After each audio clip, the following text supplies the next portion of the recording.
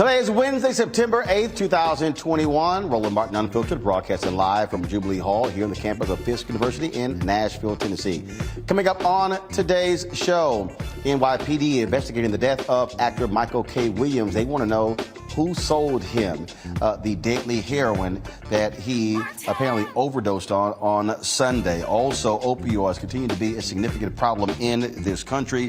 The U.S. Department of Health says it has become an urgent crisis in the black community. We'll talk about that on today's show. Also, a report from the Urban Institute on the Democrats' proposal to boost the supplemental security income program will lift 3.3 million people out of poverty and cut the poverty rate in half. Also, a lot of people are putting pressure on companies in Texas regarding their support of Republicans who voted for the anti-abortion bill. Also, 10 black-owned newspapers have joined together to form a digital website. And we'll talk about with Mary Spiel, the founder of CEEK.com, about NFTs and cryptocurrencies. Do you understand what that's all about? Well, she will offer an explanation. Folks, it's time to bring the funk on Roland Martin Unfiltered. Let's go. He's got it. Whatever the miss, he's on it. Whatever it is, he's got the scoop, the fact, the find. And when it breaks, he's right on time and it's rolling. Best believe he's knowing. Putting it down from sports to news to politics. With entertainment just for kicks, he's rolling. It's on go, roll, roll, y'all. It's Roland Martin, yeah. Rolling with Roland now. He's funk, he's fresh, he's real, the best, you know he's Roland Martin now.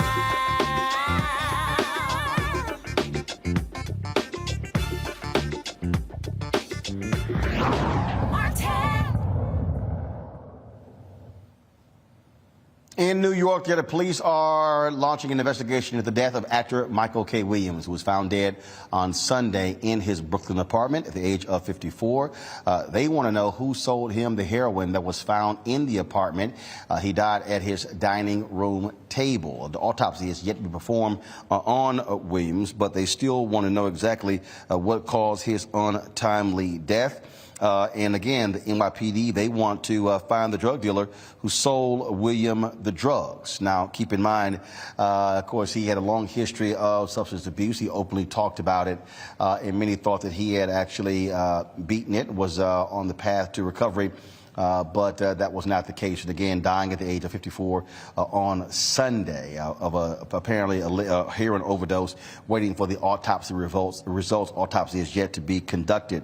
Now, keep in mind, opioids continues to also be a significant problem in the black community, killing black folks at an alarming rate. According to researchers, opioid-related deaths in the black community have nearly tripled as their white counterparts are beginning to see a decline in fatalities. According to the Centers for Disease Control and Prevention, in 2015, opioid overdoses accounted for 6.6 out of every 100,000 deaths of African Americans. In 2019, it's now 17.1. Now, that's a huge jump. While overdose deaths among whites took place at more than twice the rate as blacks as recently as 2015, currently the rates have closed. As of 2019, opioid-related deaths accounted for 19.1 deaths per 100,000 in the black community.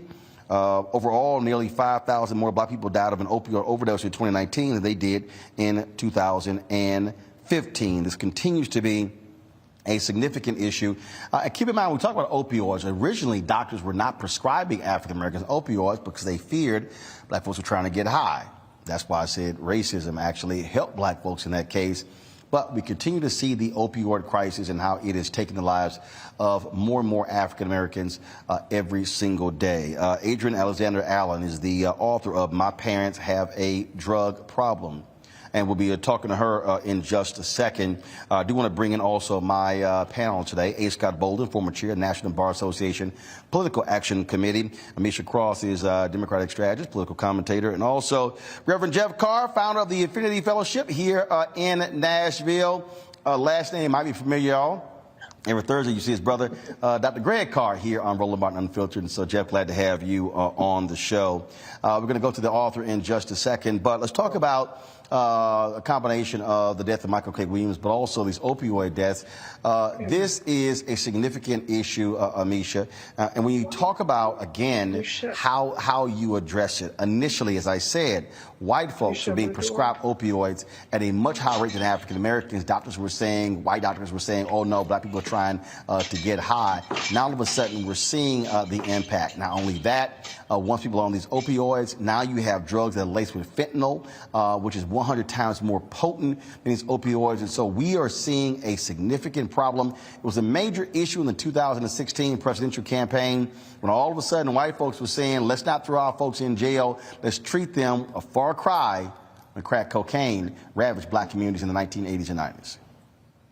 You're absolutely right there, Roland. At the end of the day, we have seen such a varied response, such a disparate response when it comes to white America, particularly as it relates to opioids, because opioids were seen as the drug of white people, whereas crack cocaine was seen as the drug of black people. And we know that there are literally thousands of people that are still locked up based on addiction around crack. Meanwhile, the immediate response from the government, from a lot of those who are in power at various levels and private sector organizations, was that now we need to find treatment. We need to find prevention mechanisms. We need to make sure that we address the opioid crisis differently. And in large part, the only difference between the two of those crises was the color of the majority of people who were being affected. I think that when we talk about opioids, we also have to talk about the lead-in and how America got to where it is based on the fact that pharmaceutical companies in the 80s and 90s were basically giving out opioids as painkillers like candy to people and not really acknowledging the fact that long-term consequences of addiction were extremely known even by the pharmaceutical companies then, but they just ignored it. And many doctors knew it as well. So as you know, and as your audience probably knows, during the Derek Chauvin trial, we heard about George Floyd's issues with addictive properties related to opioids because of a previous medication he had for a back injury. What we recognize is that once individuals are off of those medications, they will find something to help them to get that same type of pain cure-all. And typically that is a street-level opioid drug. I think that we're seeing these levels increase in the African-American community because first and foremost, those drugs have become more easily accessible. But in addition to that, the tracking mechanisms around them are not as strong as the tracking mechanisms for, say, crack cocaine. What we've seen is that there has not been a heightened level of penalty or tracking of the actual drug dealers in a way that we've seen for certain other drugs. And it's devastating because the national conversation leaves black people out of the opioid crisis, even though we know by the numbers and the statistics you spoke of at the top of your question that it matters to the black community as well, and those numbers are only increasing. And I wish we pay more attention and put a spotlight on it, not just when a celebrity dies from an opioid addiction, but also when our neighbors, our brothers, our sisters, our cousins, people that we know personally and have a personal connection to are battling these crises every day. Jeff, this is important because, again, you can see the difference in the attitude here. And when I say that, you've had white folks now at these town halls who now all of a sudden have lots of compassion for people who are having drug issues who have issues with opioids. Many of them white. Same white folks did not have a lot of compassion for us. But now when we're seeing opioids exploding, now the question is, what does the black community do? How do we now target with education and the impact? Because again, this is not just affecting low to moderate income. This is affecting upper income folks as well who are losing their lives due to opioids.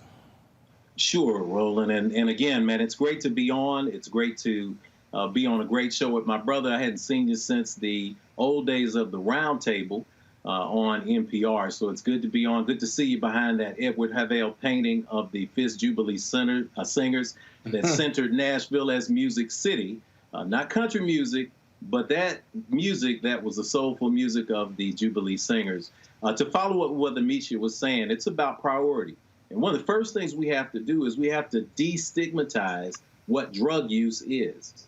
Drug use is not something that is simply limited to a person because of race or socioeconomic status. Drug use can become very easily, especially when we're talking about addiction, disease. I call it dis-ease because it's a space where there is not an ease in the spirit. As a longtime minister, as an inner spiritual minister, some of the work that I do involves intervention. And it also involves transporting young people in particular to safe spaces. I would never break that ministerial curtain and expose any of the people that I've worked with from around the country. But I will say this, opioid abuse has been a huge problem, particularly in the white community for a long time. They didn't treat it as if it was a stigma, as if someone was a crackhead or a pillhead. They treat it like a disease. I have been inside homes where a child has a room that is bigger in square footage than my house in a private jet. I have assisted in getting them to an intervention space where they can go and dry out for 30 days. Some of these spaces are hidden in mountains. Some of these spaces are in farms across the United States. And guess what? Some of them are $30,000 a month. Some of them are $30,000 a week. Celebrities, famous people from all over the world come to get treatment for disease. We can be very easy. We can quickly start to stigmatize this, and that's why it becomes hidden. We put this energy underground because we start calling people crackheads. We start calling people addicts. And we start saying, hey, don't let your cousin in the house because you know they're going to steal everything you got. Because of that, there is a stigma attached to it. The reality is addiction is a disease, and it could very easily happen to any one of us. We can go to the dentist and be prescribed hydrocodone. We can take one more pill than we absolutely need, and before long, we can be in the street. The weed that many people are smoking in this day and age, they're hybrid strains of marijuana that contain up to 40% more THC than the weed that many of us were around in the 80s and 90s. So this is why we're starting to see this equalize in our community. And what we have to do is find ways to address the root causes of addiction and stop looking at it as if it is a stigma.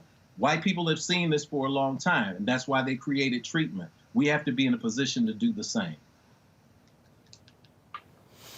So, Scott, look, when we talk about information coming to our community, the targeting, if you will, a campaign, an initiative, I mean, that's really going to have to be at play here to now deal. I mean, those opioid numbers are staggering to go from 6.6 to 17.1 per 100,000 in just 4 years. Yeah, I agree with you, and they're keeping those numbers, and it's the numbers of African Americans who those numbers are going up. Let's be real honest. Drugs have always been part of America. There's a supply and demand, and black people and white people are part of that demand. But black people have always been overcounted and white people undercounted when it comes to the drug demand and the drug jurisdictions. I'm a former prosecutor from New York. I can tell you the courts are filled with black people and brown people. They weren't filled with white people. There's more white people in America than black people, and more white people do drugs than black people. It's just proportional. It's got to be. It's a very practical application. Not saying there's anything wrong, but I will tell you this, Roland. I was with Marion Barry when he got out of jail for smoking weed, right? And I remember he was running for mayor, and he went to the white part of Ward 3, and they really gave him a hard time. I mean, they called him a crackhead, and the media connotes crack with crime, which is why it was treated like a crime. And then obviously now the opioid crisis with white America, now we've taught them that it's a health issue conveniently for them. But I remember Marion Barry's response was that my problems with alcohol and drugs have to do is under the public spotlight.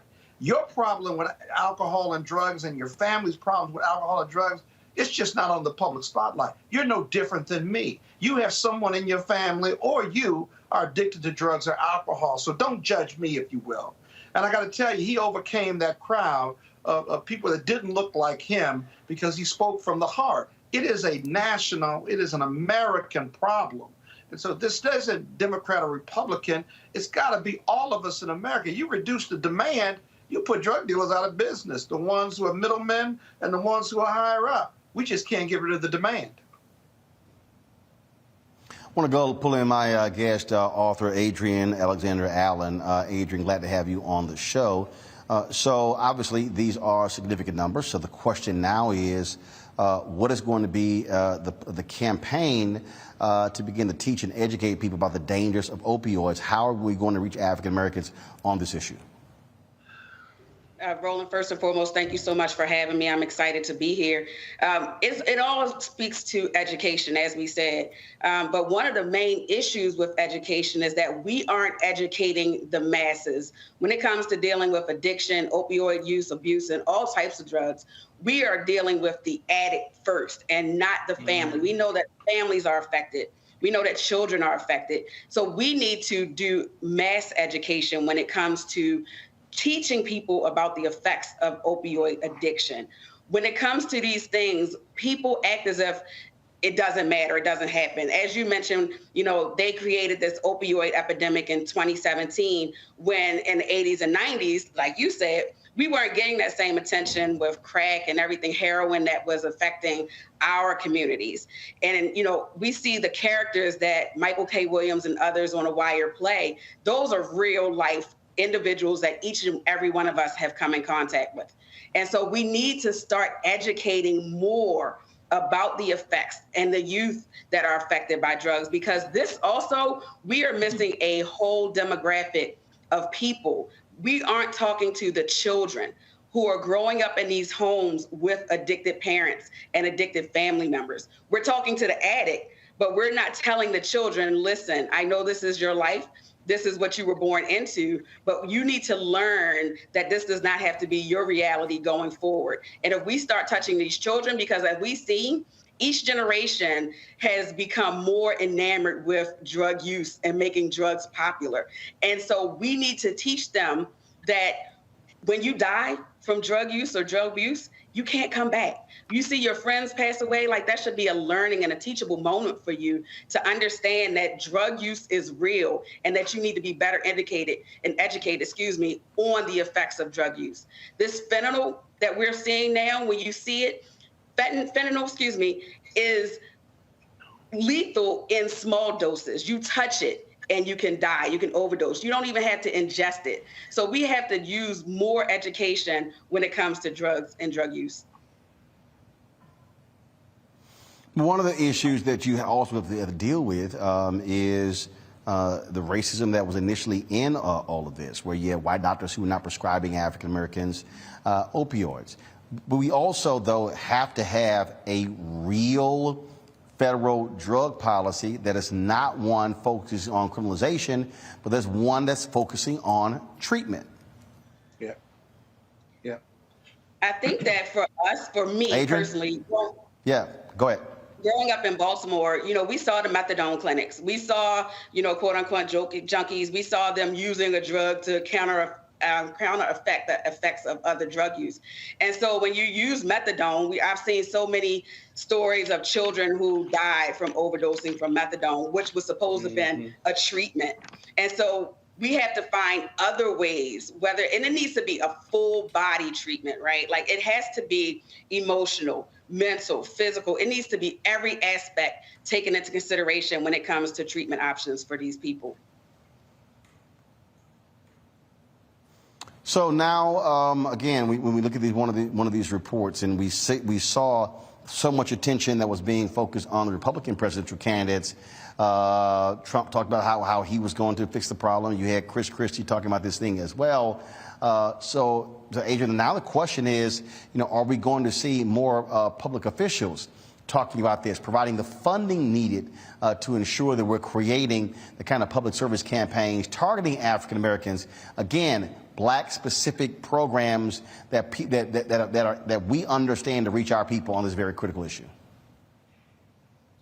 It's funny that you say that, because we hear so much about Hunter Biden, right? It's like they have made such a big deal about Hunter, but not about DJ Jr., DT Jr., excuse me. So I feel like they know that the programming is needed. We know that they know that the money and the funding is needed for African-American people, but will they do it? I feel like they just aren't there yet. I feel like it's going to be us as a community to figure out those ways to get these grants, to get these funds, and to start these programs. Because if we leave it up to them, I honestly don't see it happening. All right, then. Look, we certainly appreciate you joining us again, folks. The book is called My Parents Have a Drug Problem. The author, Adrienne Alexander Allen. Thanks a lot. Thank you so much. All right, folks. We are going to now move on to this next story, which, since we're in the South, we're in Tennessee, in Virginia. Guess what? Another retreat, a final retreat for Robert E. Lee after decades of fights and legal wranglings and protest. Guess what? That massive statue of that white domestic traitor, that white supremacist, the man who fought to keep slavery going, Robert E. Lee, it is no longer up in the capital of Virginia. It was removed today, taken down after the Virginia Supreme Court ruled that the governor did have the authority, the Richmond City Council could indeed move it out. And I must say, what a nice, rich sight, Jeff, to see that white supremacist losing again, taken away, and removed from that large pedestal there in Richmond, Virginia. Here in Tennessee, same thing happened with Nathan Bedford Forrest bust in the state capitol. It's time for all of these white traitors, these white terrorists, to lose their lofty status places in this country, Jeff. Yeah, indeed, man. I will add to the conversation, to your tribute, as we see this, the Wakanda Forever T'Challa mug salute, as that hits the ground and hopefully turns over in some space where we may never see it again. Here in Nashville, Tennessee, at the state capitol, literally just down the street from where you are at Fisk University recently, the bust of Nathan Bedford Forrest, one of the early figures in the Ku Klux Klan, one of the persons who put together the Fort Pillow massacre. We lined black soldiers up in the ground and shot them, exterminated them, took their lives. That bust of him was removed. It's been there for 30 years. It has been a symbol that white supremacists in this state have rallied around. It has been a symbol of honor and a symbol of pride. It's interesting that the governor of Virginia noted that, and I quote, "The public monuments reflect the story we choose to tell about who we are as a people."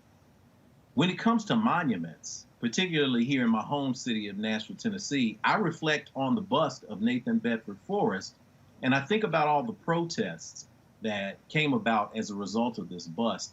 And I find myself in the middle, because with that bust, it was very clear that the last 25 years of Republican gerrymandering and creating a state that, while it is really a moderate state, is now in an electoral space overwhelmingly red. Nashville is an island of blue. Memphis is an island of blue in a state that is now controlled overwhelmingly by the Republicans. That bust was a symbol of white supremacy. It was rallied around. What concerns me now, though, is that with all of the celebrations around the monuments coming down, are we also not making sure that we focus on getting policy in place? When we look at the bust of Nathan Bedford Forrest and all of the protests and all of the arrests that took place, the policies have not changed, not yet. What policies do we now have in Nashville, Tennessee, and the state of Tennessee since the protests began? Well, now it's illegal to camp on the state grounds where the legislature is. And if you camp there, you can be arrested. You can get a felony that can then strip you of the right to vote. Now, since the protests have been taking place, we passed, or can I say they've passed, legislation that makes open carry without a permit law. We've also passed a policy that now makes it so that if someone is protesting and walking in the street and you hit them, you will not be charged with murder. So the bust has disappeared. We now have the outward symbol that is no longer here, and yet the policies have dug in deeper. I think with these celebrations, it's time for us to now move into a space where we focus on the statues coming down as a result of the policies being significantly changed. Even in Nashville, we celebrate that he has moved the bust, but the bust didn't go away here. I don't know what they're going to do with the statue there in Virginia, but here in Nashville, the bust has moved from the state capitol where it had about 100,000 visitors a year, to the new State Museum in a special new exhibit where it has over 220,000 visitors a year. That puts it in perspective for us. So policy first, then the symbols coming down as a representation of success in policy. That's the ideal that I think we should be working toward. I'll tell you what, Amisha, it has been quite hilarious to watch all these people whining and crying, leaving these voicemails, how, oh, this is unfair, they're taking our white history. Look, we know you have folks who have these white supremacist feelings, oh, but this is not the case. Bottom line is, every single Confederate monument that is up in this country, whether it is a statue, a bust, a painting, a plaque, all must come down. Fine, stick them in museums, but there should be no places of honor or glory for any of these white domestic terrorists. Absolutely agreed. I think that, well, first and foremost, we are the only country that erects, symbolizes, and gets excited, at least our white America does, about these symbols of terror, these symbols of basically trying to dismantle our democracy, these symbols of trying to rip the nation in two. In other nations, what we see is when that type of behavior happens, you take those things down. There is no importance, there is no viability, there is no structure around continuing to hoist and in admiration these types of figures. And I agree with what Dr. Carr, number two, actually, I don't know whether you're number two or number one, but what Dr. Carr said a minute ago, because I do think that we have to, before jumping the gun and getting too excited, jubilant, and dancing in the streets, recognize that even though these monuments are coming down, and it's been a long time coming, the attitudes, the policies, the structures around them that have inherently created a hotbed for structural racism to continue to not only supplant but grow across this country are very much alive and well. If we take down Nathan Bedford Forrest, if we take down Robert E. Lee, if we take down every single one of these across the country, we're still seeing these very strategic, very aligned and hateful policies that still keep Black people behind. So on the one hand, I'm excited as well that we're seeing these ignorant things that have been erected for years finally come down. But on the other, I'm also really frustrated and agitated that Black people continue to be treated as second-class citizens, and we're watching time after time more and more laws and policies get passed, particularly at the state level, that thwart the progress of Black people across this country. So I think that this comes at a somewhat of a bittersweet tone, because it seems like the more these statues come down, the greater push we see of angry white people who are honestly getting their way when it comes to telling Black people what they have for generations. Get back, stay Black, know your place. And let's be clear, Scott, there's only one party that is full-throated defending these white Confederate symbols, these white domestic terrorist symbols, the Republican Party. Well, that's true. They're nothing but racists and Republicans in the GOP, and then there's Donald Trump. But, Roland, the next phase of all of this, because I agree with your colleagues, and I've said this before, is that America is going to continue to have the race question and continue to have the race issue permeate its society, negative for Black people, not so negative for white people, until we have a race reconciliation dialogue about slavery. We've moved on from slavery. We moved on from the civil rights movement and Jim Crow, but had no resolution with our white brothers and sisters about it.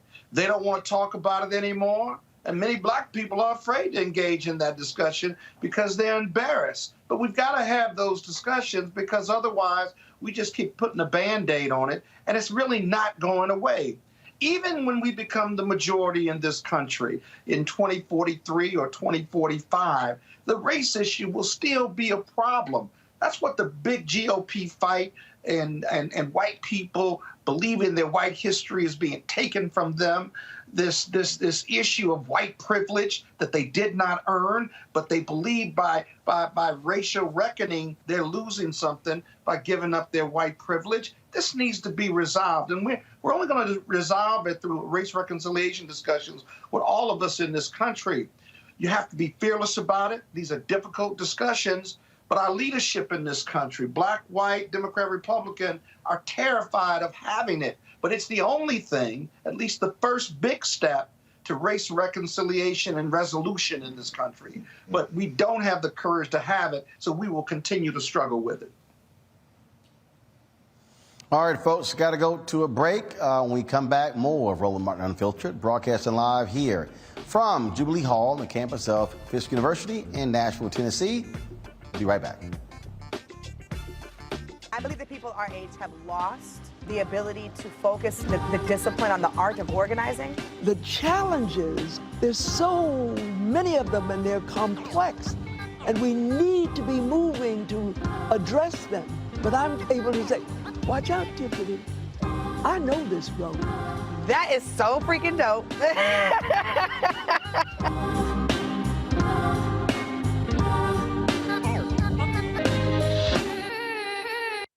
Floyd's death hopefully put another nail in the coffin of racism. You talk about awakening America. It led to a historic summer of protest. I hope our younger generation don't ever forget that nonviolence is soul force. Priceless.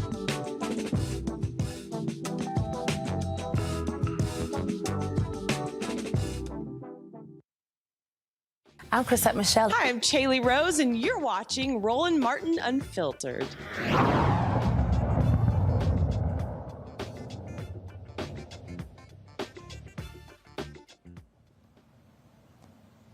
All right, several major corporations have been outed for their donations to Texas Republicans who voted for the anti-abortion bill that recently went into law. The site Popular Information and Ultraviolet compiled a list of major donors who said they donated to lawmakers on both sides of the political spectrum. The monies are not a sign of support for particular bills. The following companies have donated more than $100,000. AT&T, Charter Communications, Berkshire Hathaway, Exelon, United Health Group, Union Pacific, Chevron, Charter Communications, Farmers Insurance. Now, the new bill in Texas bans abortions after 6 weeks, causing outrage from abortion advocates nationwide. So the question, Amisha, these companies say they support both sides, but what do you make of people who say they're not going to be targeting companies as a result of their support of Texas Republicans? This is very similar to what we saw in Georgia as well. At the end of the day, Roland, I don't think that there is a both sides debate to when it comes to basically limiting women's right to choose. Abortion is women's health. Abortion is health care. Abortion will always be health care. And watching this debate funnel its way down on some crazy right-wing religious mantra that we've heard for decades now, I think is completely ridiculous. What I do see with these corporations is that by and large, they are being honest here. They have donated almost equally in some cases in states where there are Republican leaders as well as Democrat leaders across this country. They basically hedge their bets on who they can call at any given point in any given state to have a bill sponsored or passed that actually fits their bidding. So I think that we do have to keep that in mind as well. These organizations have supported as many liberal bills as they have Republican ones across the nation. So I think that it would be very difficult in some senses to boycott things like Comcast, ComEd, things like that, Exelon, and also on the one hand boycott it in Texas, but then look at the great progress that they've been able to create in terms of education or criminal justice reform in states like Illinois, my home state. The frustrating part is I think that we have to dig deeper, because when it comes to policy, there are a lot of private organizations, private corporations that basically deliver cash cows to both sides of the aisle whenever it benefits their billing. So I think that there's a lot deeper here, and the bigger frustration should be amongst those Republican legislators who have decided that this is the mantle they want to take up, that they want to push it this far, that they want to ignore, and even in many ways push it further than we've seen conservatives push before historically in terms of limiting a woman's rights. But largely, I think that this is a conversation that is beyond that of private sector corporations who, this is what they do, this is what they've been doing, and honestly, they teeter their horn on both sides of the aisle here on various issues. So this is actually nothing new. Well, it's nothing new, but I must say this here, Scott Bolden, when it comes to activism, bottom line is the way you want to get the top politicians' attention is if you affect their money source. That's why this matters. Yeah, but most of those companies, Fortune 500 companies that can give that type of money, Their lobbyists are lobbying them on business issues. They may or may not agree with the social justice issues of these individual state reps as well as federal reps, but they really are giving this money for tax policies, business policies, and that's not a cop-out in my commentary. It's just reality. And so I don't think you're going to be able to stop that type of money in politics and influence from folks. What you have to do is, if you're big on social causes and you have a PAC and you are a socially liberal corporation of means, then you've got to outspend those who will give money to the sponsors for this Texas bill, anti-abortion. You got to outspend them. You got to out-fundraise them. You can chase those cartwheels or those windmills all you want, but in the end, money is still the mother's milk of politics, and you got to outspend them. And even then, it may not work with these votes that they have coming up. They have tens of votes, hundreds of votes each session. And so it's a race against your opponents, not only to outspend them, but also to out-lobby them. And so, I mean, I think it's a wash. It's a good idea, and certainly it's offensive at its core. But at the same time, there are thousands of issues these corporations are vying for at the state level, and on some life-changing issues on the business side. So you got to outspend them. Otherwise, it's just the same old fight. I don't necessarily agree with that, Jeff, primarily because if you look at apartheid, you look at divestment, you look at how critical that was, and how it had a significant impact on changing politicians and public policy in order to be able to, because again, when you start messing with the money, and that's what I tell people all the time, in America, when you start messing with the money, it's amazing how people then choose to begin to listen to you. Sure, and you're absolutely right. When you hit an entity, including America, in its pocket, things are going to change. We learned this in the 60s, but to go along with what Amisha was saying and to reinforce what Scott was saying, we have a different era now. We're living in different times. So things are a little bit different. The area that you're standing in right now, right behind Jubilee Hall, if you walk out of the front door and take a right turn, you're going to hit a street called Jefferson. Jefferson Street was the historically black center of Nashville, Tennessee. Jimi Hendrix played on Jefferson Street. Ray Charles played on Jefferson Street. Many R&B artists came through this space and played in places like the Era. On Jefferson Street alone, you have Tennessee State University, where I went to school. You have Fisk University, hello Fiskites, where my wife went to school. You have Meharry Medical College there. Then you have that entire strip that used to be a thriving business community until the interstate came through in the 1960s and broke that community apart. There was a time when you could go out on Jefferson Street, rally 3 colleges together, get students like Diane Nash, C.T. Vivian, to go out and knock on doors. John Lewis at American Baptist College, 10 minutes up the street. They would rally neighbors. They would rally people, march downtown. They would boycott. They would do what they needed to do because this was an all-inclusive community. Right now, you can come out of Jubilee Hall and take a left, and you're going to see white people jogging, throwing Frisbees with their dogs. Entire parts of the country have now changed and gentrified. Our housing patterns have made it so that it's tough for us to now stage the level of boycotts that we could stage in the 60s when we had communities that were tight-knit. That's not to say that we cannot still operate from the space of hitting them in a pocket, but there has to be a consistent and comprehensive strategy going forward that also takes in mind how we pressure our politicians to hold their funders accountable, how we hold companies accountable for who they're funding and the legislation that is there.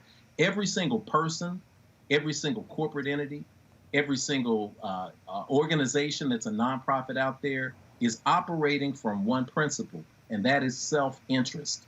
So they are funding politicians who are going to advance their self-interest. If we can find a way to bring our self-interest to the table and focus on cutting off the money on that end, that's a smart strategy, and you're absolutely right there. But there are people who will say, you know what, I'm tired of AT&T. I saw that they just gave $291,000 to this cause in Texas. I'm going to change my service. I'm going to switch over to Cricket in Tennessee. Well, Cricket, uses AT&T's network. I'm going to change my healthcare from United Healthcare. United Healthcare has a number of subsidiaries, including a number of organizations and a number of health plans that serve TennCare and Medicaid, the poorest of the poor, and allow them to have access. So really, how deep in the weeds are we willing to get when we're talking about choking the financial neck of America and actually making change? Again, money talks in this country, and so if you want to make a change, you always go after the money. All right, folks, let's talk about an initiative that 10 black newspapers are joining together with. It is called Word in Black. The whole purpose is for them to be able to bring all their stories together to amplify the reporting of the black experience onto one particular platform. Joining us now is Sansira Masai Giles, CEO of the Houston Defender, Janice Barnes, publisher of the Washington Informer. Glad to have both of you on the show. The thing here is, and I'll put this out here, is this, frankly, Sonny, 20 years too late? It's been a lot of things that have been going on, obviously, in the black media space, and, of course, with black newspapers. And so this particular initiative here, first of all, describe how did it come about, but also how do you now compete against other brands that are out there that have been in this digital space for the last 2 decades? Well, I think one of the biggest opportunities that we have is that we have a legacy. We're legacy media. We have relationships. We're entrenched in the community, have been there for not just the last 5, 10, 15 years, but more 50, 60, 90, 100. And so as a result, I think the relationship and the trust is already built in. And all we're doing now is building upon that with a digital platform. Denise, obviously, I was glad to see this, glad to hear it. So we don't have Denise.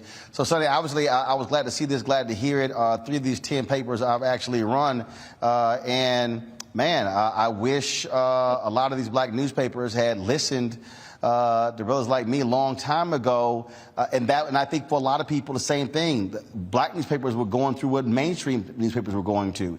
That is, we're so dependent upon that print model and was not seeing that train that was coming. And for a lot of people, they waited way too late, and now they're trying to play a serious game of catch-up. Well, and you could call it catch-up, but you could also say that the technology today, Roland, is much cheaper, much more efficient, much more effective, and reaches a much broader audience than it did back in the day. At that time, I think it would have been nice for us to have jumped on the train, but I think to a certain degree it could have been premature, because with social media's introduction into the digital world, it's changed the landscape. And then you have all these different new platforms that are also creating new opportunities to access different parts of our community. One of the things that I have heard for the longest from so many people is, oh, we can't afford this, it's too much, it's too difficult. But the reality is, I think what COVID did was, frankly, COVID forced a lot of people to stop making excuses. I was having a conversation today with the president of Fisk University. We were talking about how there were a lot of HBCUs that were against online education. Well, guess what? COVID hit. They had no choice but to deal with the online because that's the only way they could actually continue teaching. Black churches, same thing. A lot of black churches, they didn't want to hear about having church online. Well, guess what? They now had to deal with it. And so have you also seen this take place where other black papers now have to understand you got no choice. You're not black newspapers. You are black media companies. You gotta be digital. Necessity demands intervention and sometimes innovation. And I think what has happened, as you said, not just to the newspaper industry or to the media industry, but to industries across the board who have now transitioned, who have sped up. I mean, I felt as though when COVID hit, I went into warp speed to make the transition. We were already in line to make the transition, but the speed and the demand to make it enhanced tremendously. And so as a result, once we made that crossover, the opportunities to make new revenues, to access new customers, all opened up, not to mention the opportunities to also secure grant monies and other types of revenue, like reader revenue and different components that contributed to our bottom line. So this particular initiative here, talk about the local news organization, the nonprofit that actually that helped provide some of the resources to make this happen. And with this particular site, will it be just printed stories, or are you also talking about video, audio, things along those lines? I think the plan as far as the expectations is to build upon the content that we have, not locking into print, but more content, and how we package that content, as you said, will vary, whether it's in podcast or video or actual articles, photo galleries. I think you're going to see a mixture of different mediums that we use to actually communicate the message.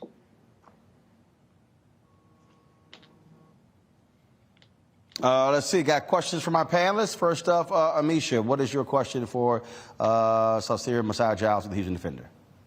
Absolutely. First of all, thanks for being here. We obviously know the importance of Black media and the segmentation that has happened across the board. Being a Chicagoan, I watched with sadness as Jet basically fell because of the lack of integration into the social media space and into the digital space.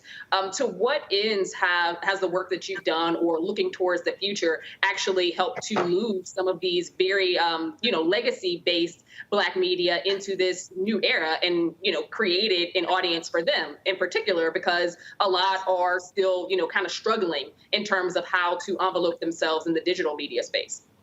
I think the uniqueness of the 10 publishers is that these are very progressive publishers who have had a business acumen, who are mostly in major urban areas, and have joined forces to create this collective that is going to not only help us be able to tap into resources and cut some costs, but at the same time be able to be more of a force, because there is more resonance or more power in the collective than it is individually. We're also joined by, first of all, my next question is going to go to Jeff, but I also want to bring in to this conversation here Denise Barnes, who's the publisher of the Washington Informer. And so before I go to Jeff, I'll ask Denise this question. Denise, I posed the same question to Sonny just a little bit earlier, and that is, you're no longer Black newspapers. You're Black media companies. We're now moving, you look at the New York Times, they don't call themselves a newspaper. The Washington Post, the exact same thing. And so we're living in this digital space. That is what is driving so much of this. And are other Black newspapers now truly understanding and getting the message now that if you do not have a strong, vibrant digital property, you're not going to be able to survive in the 21st century?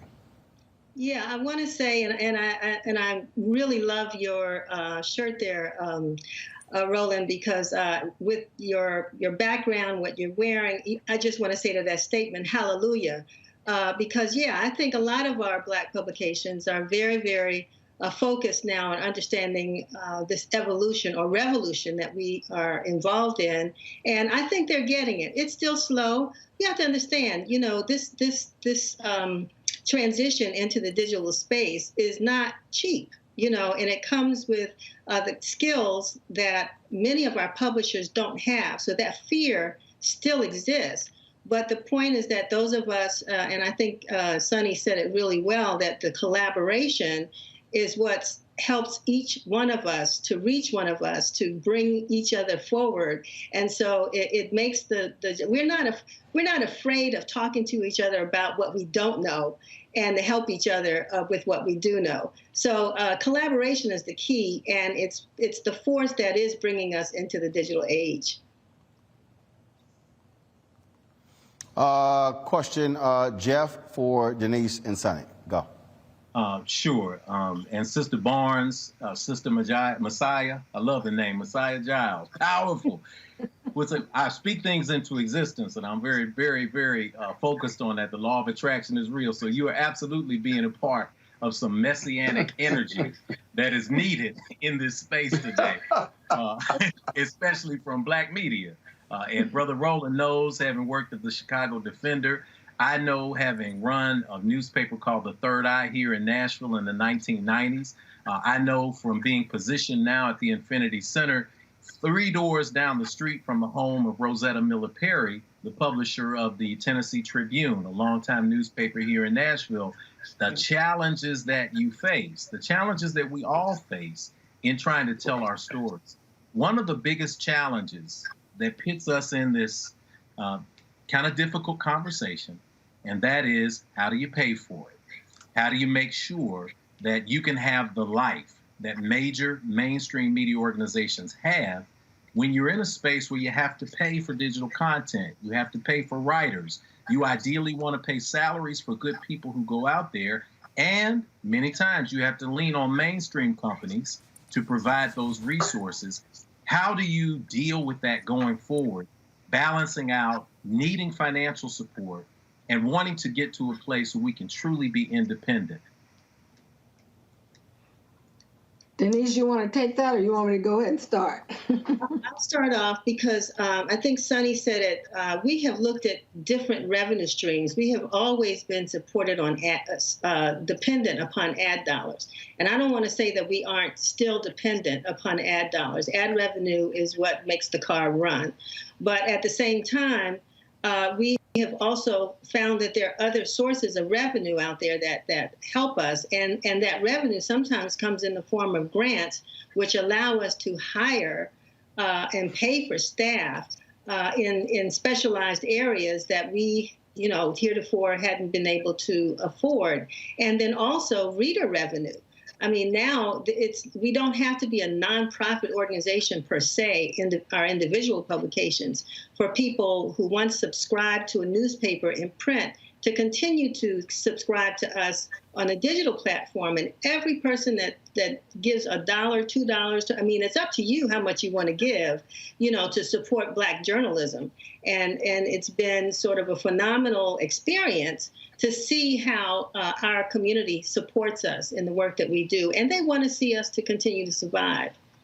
I really think, Jeff, to your question, though, the business model of today's media has changed tremendously from now looking at, as Denise said, reader revenue, events, grants, philanthropic support of journalism, newsletters. You have a gamut of different products now that bring in revenue that no longer are dependent upon that print ad. And so as a result, that has opened the doors of opportunity for generating revenue for Black media today.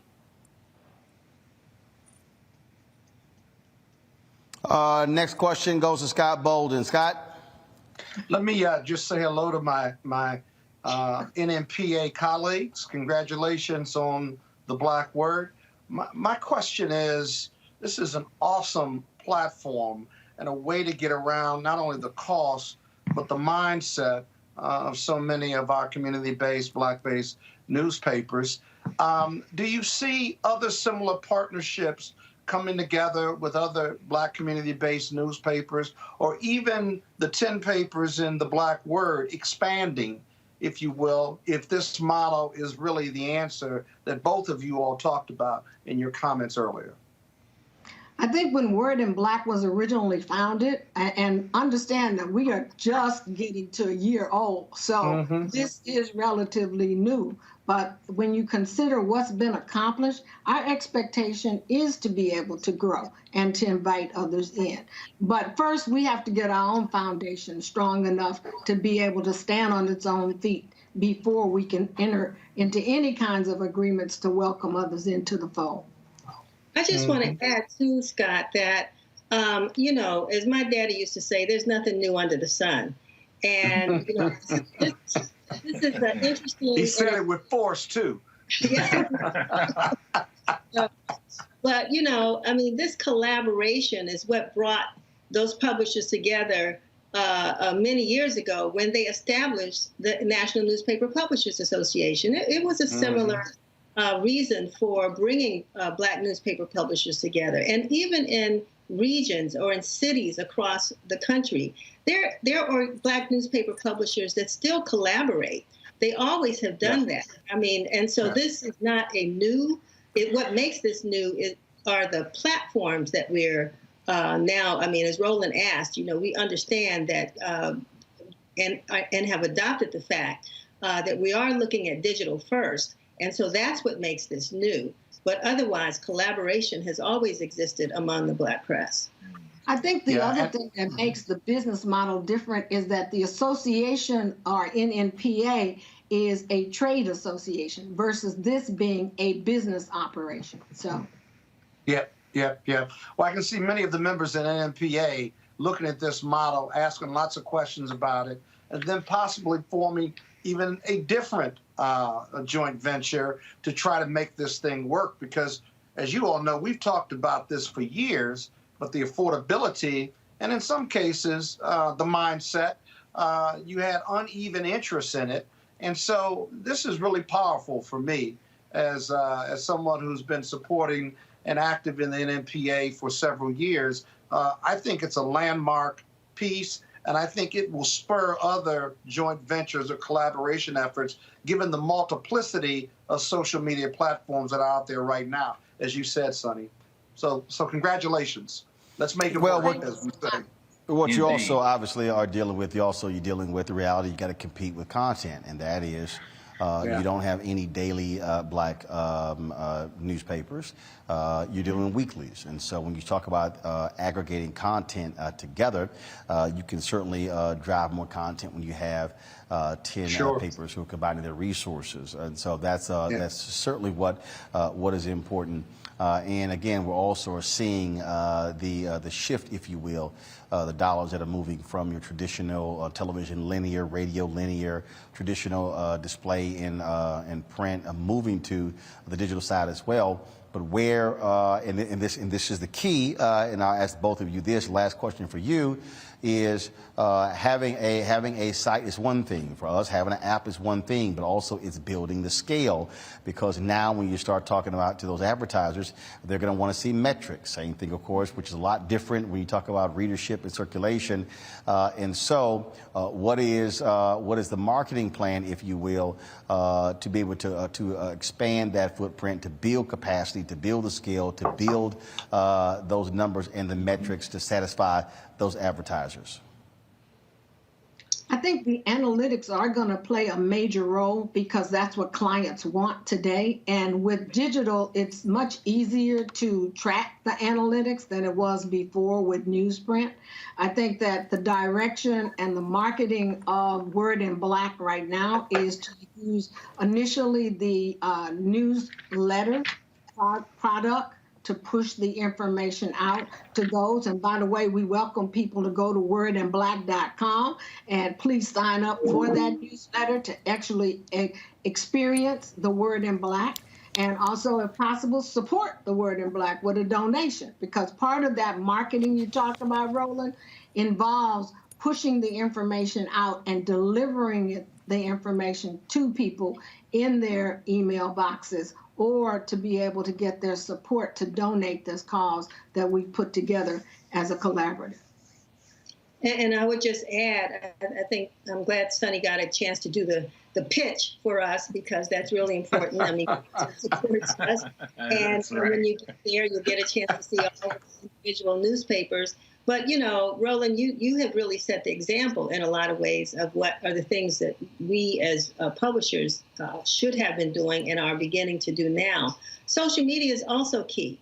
You know, all of us have our social media platforms. We're pushing out Word in Black. We're pushing out our own content as well on our platforms, and also pushing out each other's content on social media. It's interesting to me, and we're fighting the challenge right now of getting that, that blue check mark on some of our platforms like Instagram. It's my understanding that there are no Black media. Maybe your program or your platforms are rolling, but there are no Black newspapers that have achieved the level of being able to get that blue check mark. And we're trying to figure out, what is it that's keeping us on the outside as opposed to getting in.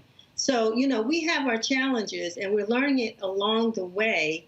But this collaboration is making us bigger and stronger, and we're understanding and having to bring people into our operations who know how to capture those analytics and put them in a form that our sponsors and advertisers can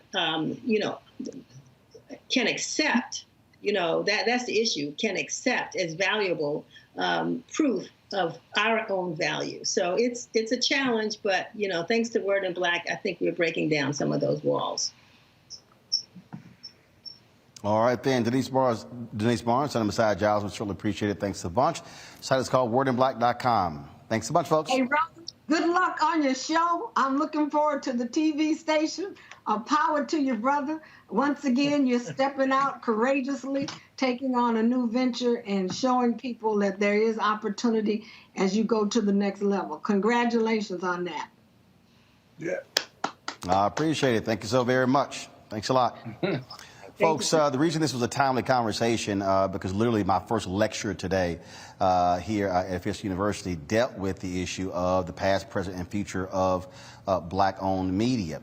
And the thing that I said is that we are moving towards a serious issue, if you will, Jeff, Amisha, and Scott, because what you're seeing is you are seeing people who've always understood the power and the importance of Black folks with Black targeted media. Of course, you talk about BET, Viacom, CBS. You talk about, of course, with iHeartRadio launching Black Information Network. When you look at these other sites, Refinery 29 was purchased by Vice. They have a Black vertical, Black female vertical targeting them. We can go on and on and on. But the thing that I said is that, look, Black-owned media has to be able to own our space, control the narrative, control the voice.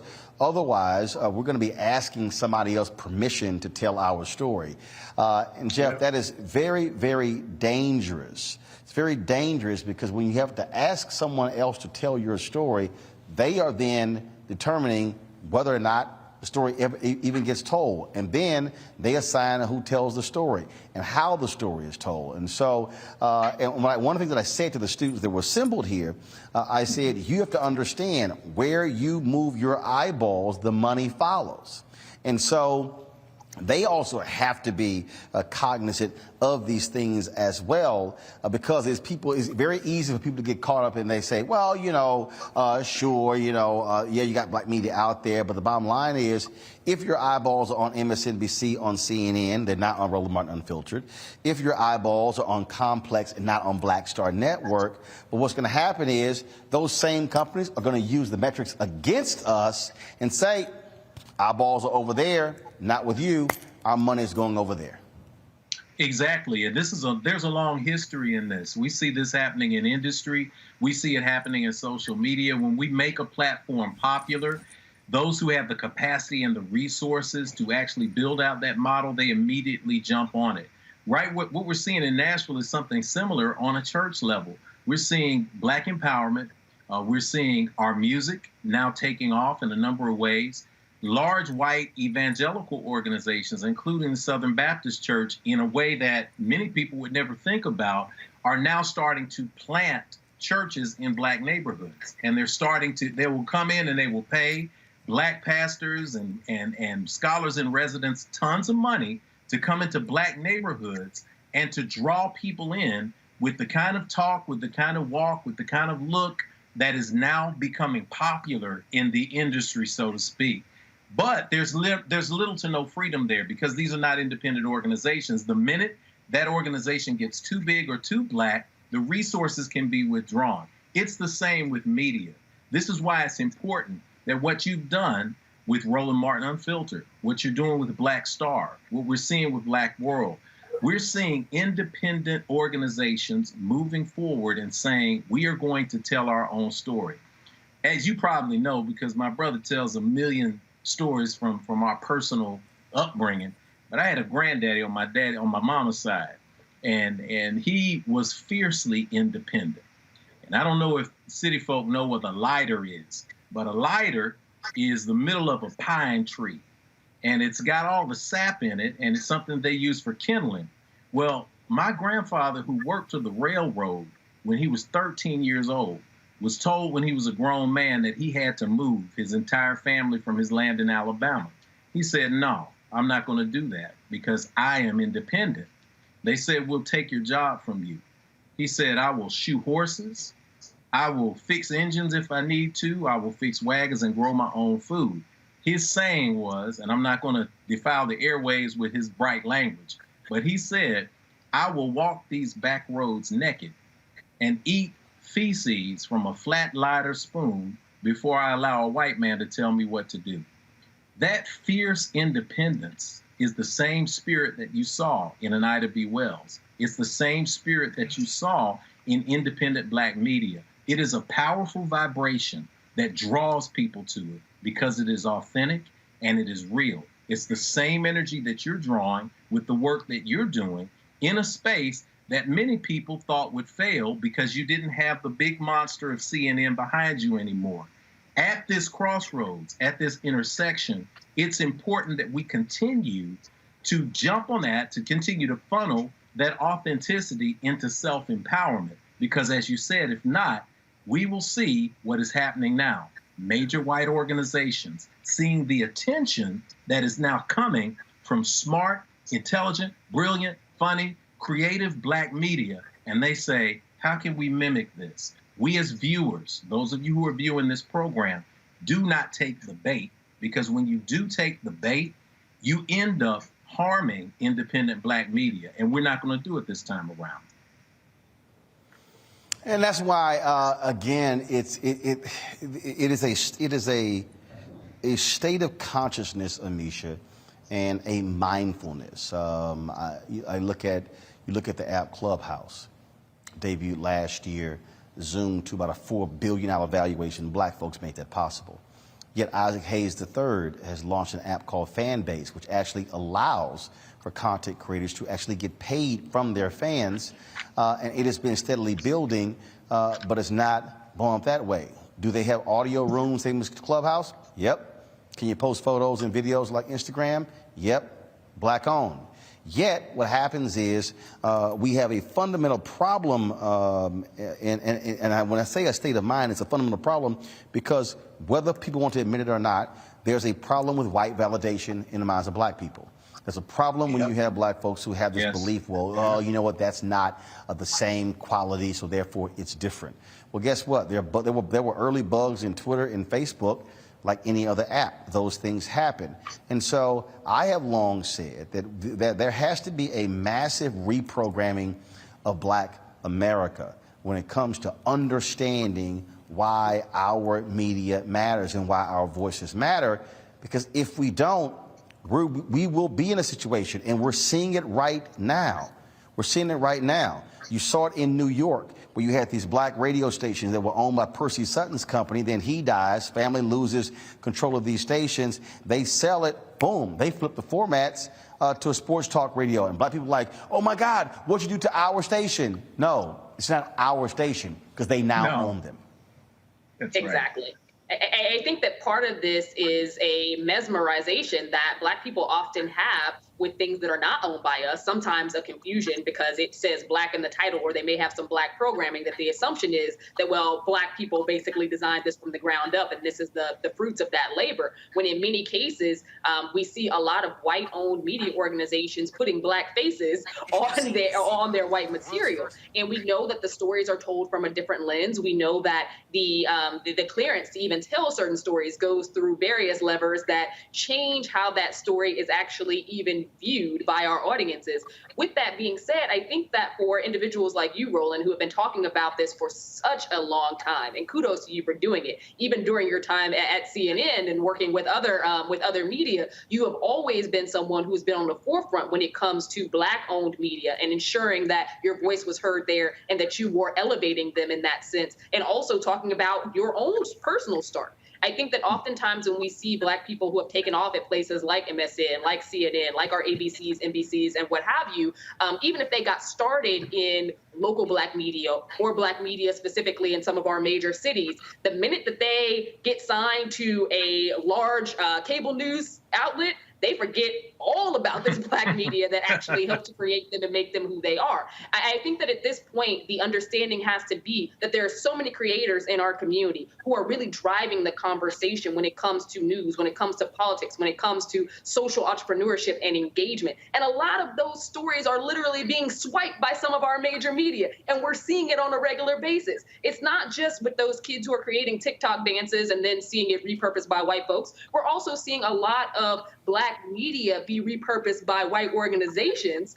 And I think that now is the time to really lean in on and understand not only the importance of Black media and Black voices, but also the investment that has to be made in Black media for it to actually be able to exist at a time where we see just so many threats to the Black community and where race and policy are intersecting. We need those independent Black voices because they're going to tell the truth. They are not beholden to a corporate structure that doesn't allow them to be real and to be authentically Black. They also have the opportunity to elevate stories and situations that otherwise would not be heard. And I think that these are all extremely vital processes in ensuring that we have a very vibrant Black media, but also acknowledging the fact that, like your guest spoke of earlier, a lot of this comes down to ad buy. A lot of this comes down to money. And we need to be able to have a robust funding structure so that Black media survives. You know, Scott, last point on this, you know, the thing, again, and we talk about how we reach, and I saw just a comment, somebody was like, well, you know, so-and-so needs a better marketing team. That costs money. See, it's amazing to me, when I have these conversations with people, when I'm trying to explain to them the business of the business. So I have people tell me, man, you should have ads running. I agree. Where's the money coming from? Buy one. How are you going to pay for it? I mean, the reality is, if you're not getting the advertising dollars, you can't grow your brand. If you can't grow your brand, then you can't build capacity. If you can't grow your brand and build capacity, then you can't hit the metrics they're asking for. It becomes a self-fulfilling prophecy.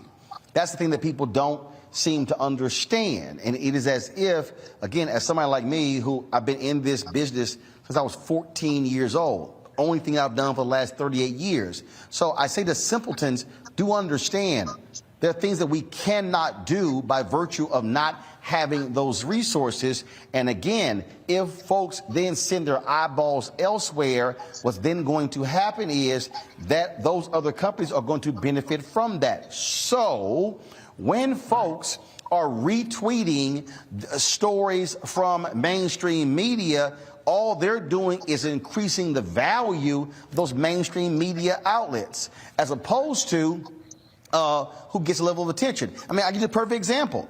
We have been sending out, launched Black Star Network last week, sent the press release out, the publicists have been reaching out. Mainstream media will not cover this. Will not cover it. Yeah. But I've seen on Mediaite, perfect example, I've now seen back-to-back days of them posting something on Megyn Kelly's podcast that hasn't been in and around as long as Roland Martin Unfiltered, but they will never cover what we do, but then you will see it there. And so not only do you cannot afford the marketing, you don't even get the free pieces because guess what? They're controlling who they write stories about. Yeah, exactly. Well, you know, it's a big-ass problem, but, you know, Roland, we can solve that problem. There are lots of different social media platforms. That's one thing. But Black people are the biggest consumers in this country, or one of the biggest. We spend $3 billion. I saw a report that said Black America spends $3 billion a year on stuff. They're consumers. They're not even saving, right? You put a portion of that $3 billion towards Black Star. You put a portion of that $3 billion in supporting Roland Martin Unfiltered. Now you got the revenue, right?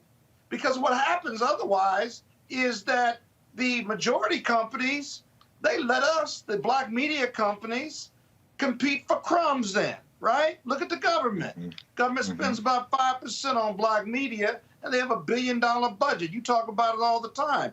You want to compete for crumbs, but you want to give the majority media companies the marketing contract for coronavirus, and they throw a couple dollars at black media, and now you got black people who don't want to get vaccinated because you don't have an outreach program, one that you put together that they rejected.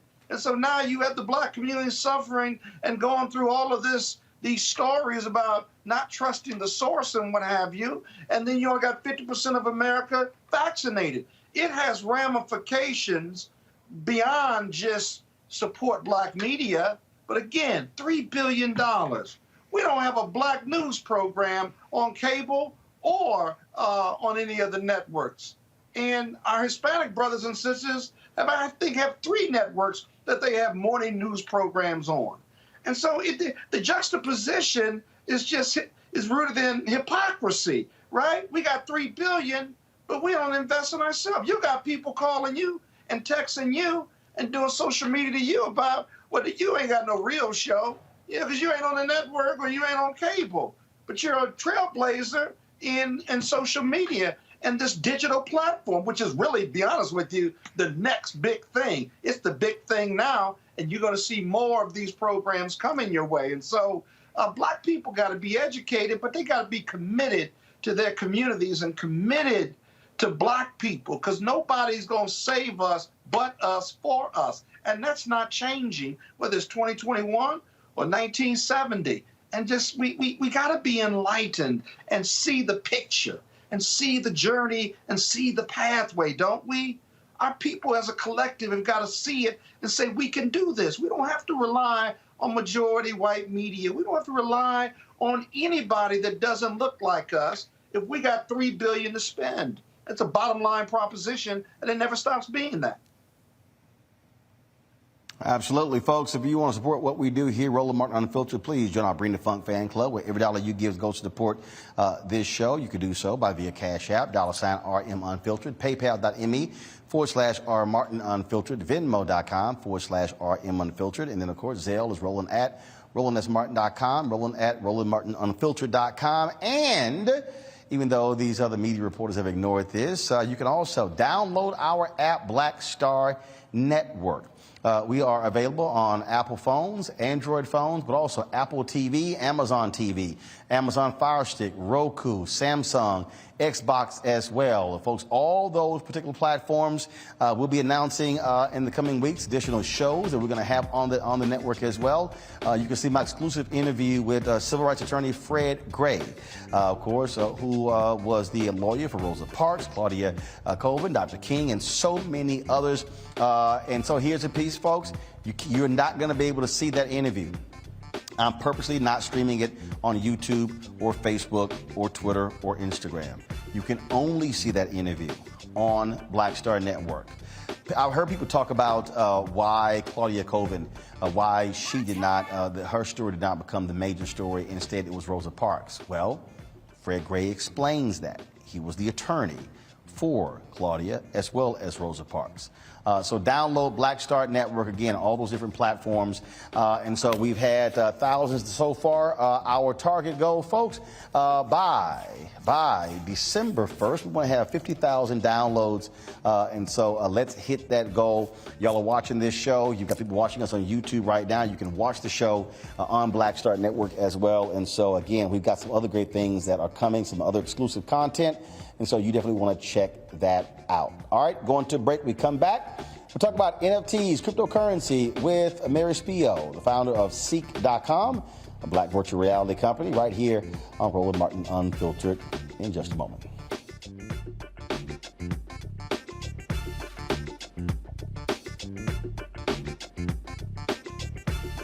White supremacy ain't just about hurting black folk. Right. You got to deal with it. It's injustice. It's wrong. I do feel like in this generation, we've got to do more around being intentional in resolving conflict. You and I process. have always agreed. Yeah. But we agree on the big piece. Yeah. Now, conflict is not about destruction. Conflict's going to happen.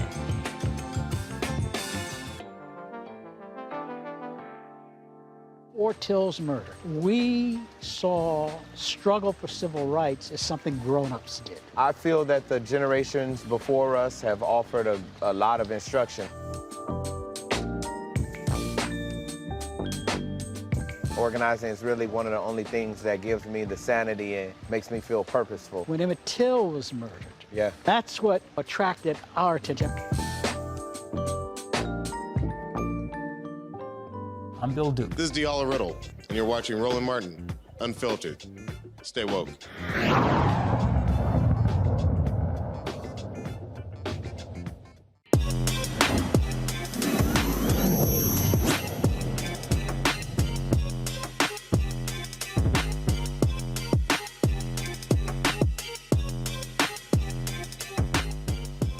All right, folks, Tech Talk segment sponsored by CEEK.com, virtual reality company founded by Mary Spio.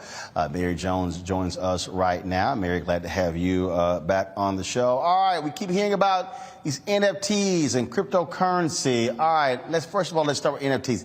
What the hell is an NFT? So an NFT is, the word means a non-fungible token. Basically, all it is something that's irreplaceable, but it's a digital version of it. And so people are selling digital art that they're tracking on the blockchain, which means that you can't change any of the characteristics of it, and that you really, when you buy that piece of art, you have the digital proof, because the blockchain is a whole bunch of people that validate that. And that's basically what it is. It's just digital art. It's just rare goods. And it's all the craze now because, of the ability to track it. All right. So perfect example. This painting here. This is a valuable piece of art. And this is the Fisk Jubilee Singers, sitting in the Queen's Court? Is that what it is?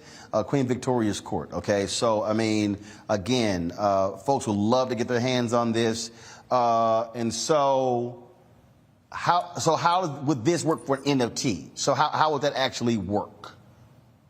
So the way they're doing physical art now, like some people would take a picture of the physical art, they'll put it online, and then they'll burn the only copy that they have of the real thing.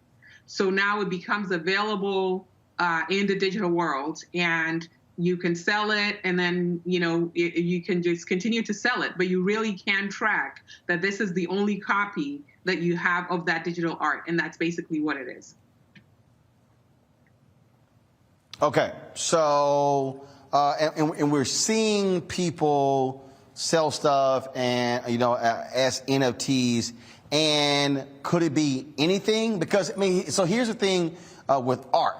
So we actually buy art. So this is an art piece, and then it's framed and things along those lines. And so how do you know it's the only digital item? How do you know that? So if you have that particular version and you put it on an NFT platform, which we have our own NFT platform that's coming with a lot of artists, musicians that are going to put their stuff on there. So when you put it on there, the blockchain is controlled not by one person. That's why they say it's decentralized. So you've got a ton of people that are actually verifying in a digital ledger that this is the only copy. So in order to verify it, all these unrelated computers, all these independent computers have to verify that that's the only piece of, that's the original piece. So if somebody else puts something out there and tells you that that's that piece, they're not going to be able to get all those different computers that are out there on the blockchain to verify it. So that it's, it's not the real one. Okay, so, all right, so, those are NFTs. All right, now, let's talk about cryptocurrencies. I've got people hitting me up saying, Roland, you should be accepting crypto for your Bring the Funk fan club. Why? Real money is real money, okay? People who give to this show, I can take that money and go buy that camera, that monitor, those lights, pay for airline tickets, hotel room, Why in the hell should I be accepting cryptocurrency for the Breen and Funk Fan Club, Roland Martin Unfiltered, or Black Star Network? So basically, some people will be able to pay you cash, but some people also are sitting on a lot of cryptocurrencies. So for example, everybody knows about Bitcoin. There are people that bought Bitcoin when it was 10 cents, and today is, over $40,000 per coin. There is Ethereum. There are people who bought it when it was 10 cents. So you may have people in your audience that have either Bitcoin or some kind of token, maybe they even have a CEEK coin, that they'll be able to contribute to you. And you can very easily convert that to cash whenever you want to. But the advantage of the cryptocurrency is the fact that it has a stored value.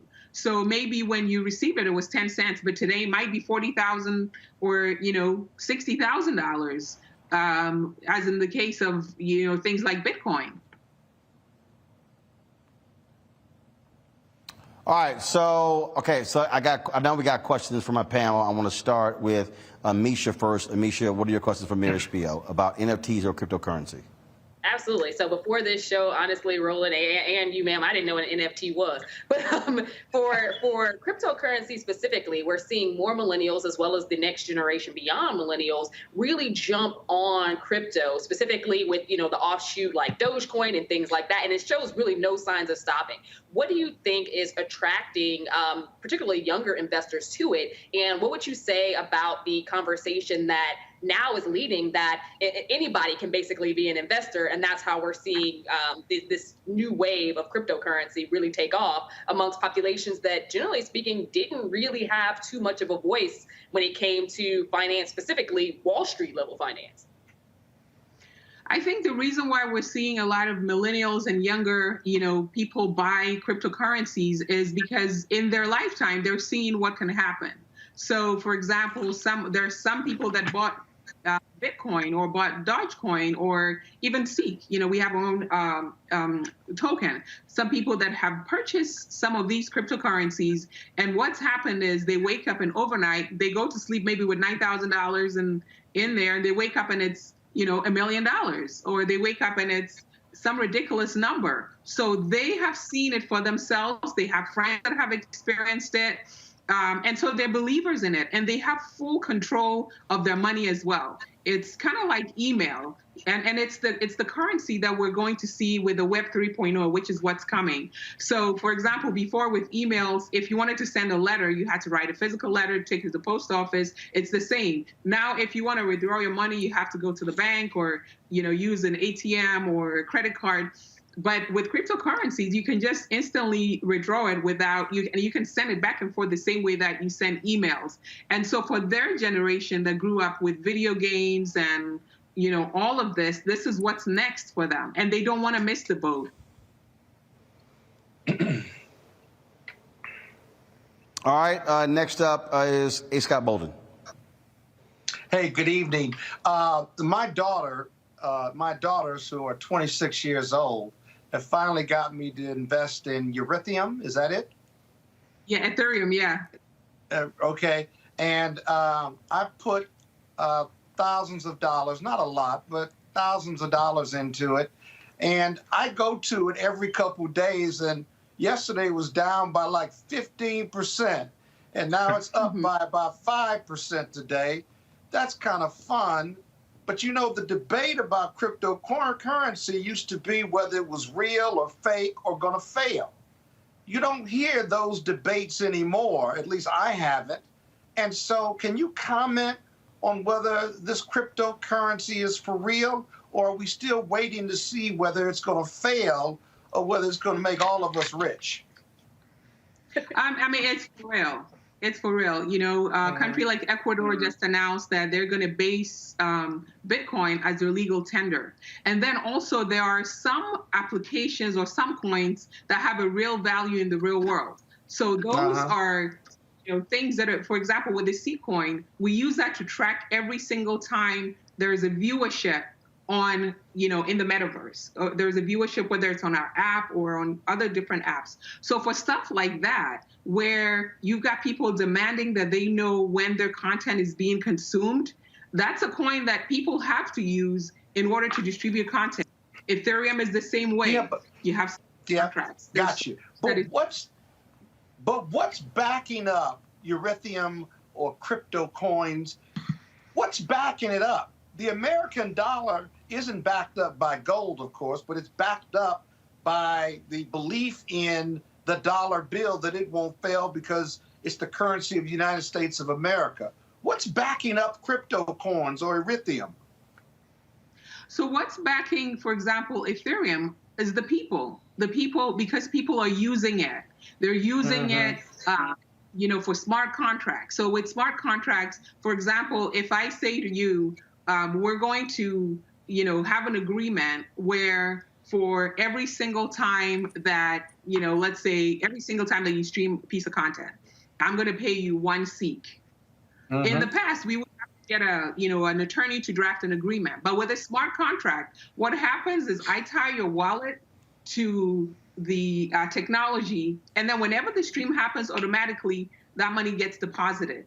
And the foundation for that smart contract is Ethereum. And everybody is using smart contract now. It's like the new internet. So the fact that so many people are using it, and every time it gets used, people have to verify it. So there's money exchanging hands, and there's a cost that goes into it. So that's really the use of the technology. The utility is what's driving it, and it's what's most widely, adopted now for the Web 3.0. Will it ever be regulated? Jeff? They're trying to. I think there's a lot of effort, to regulate cryptocurrencies, but because it's a utility, it's sort of like email, right? It's like saying that, in order for you to use email, you have to pay this or you have to pay that. But that's basically what it is. It's the foundation of the next generation of the web. So there are some aspects that will be regulated, but there are other aspects that, because it's just a utility, you can't really regulate, because it's a technology. So it sounds as it. All right, Jeff, your question for Mayor Spiel. Sure, absolutely. Salute to you, sister, for making this accessible to everybody. I am a father, may have mentioned, of 5. My wife and I have 5 children. I'm from the hip-hop generation, original hip-hop generation. I think I get classified as Generation X. I've got a 26-year-old who is classified in that millennial space. And then my 19, 15, 12, and 10-year-olds are either in Gen Z or whatever comes after Gen Z. And one of the things that I've learned is that you have to give way to innovation. Just like in the past, we had a belief, as Brother Scott outlined, we had a belief in the power of the dollar. It sounds as if the belief in the cryptocurrency space is a belief in the blockchain and the trust of the people to be consistent and to make those decisions. Let me ask you 2 quick questions on that, because I want us to understand, as people in that hip-hop generation, Gen X, who need to make the change. We've already made the change here. We're in the digital space speaking to webcams. 10 years ago, you could have told us that, and we said, nah, we're not going to do that kind of thing. But we are doing it. Change is inevitable. When you talk about the decentralization, I think about a site like Rotten Tomatoes, and I think about people who had ill intent when Black Panther came out, Wakanda Forever, of course. When it came out, they deliberately went to Rotten Tomatoes and gave it poor ratings so that it would not be 100% rated well.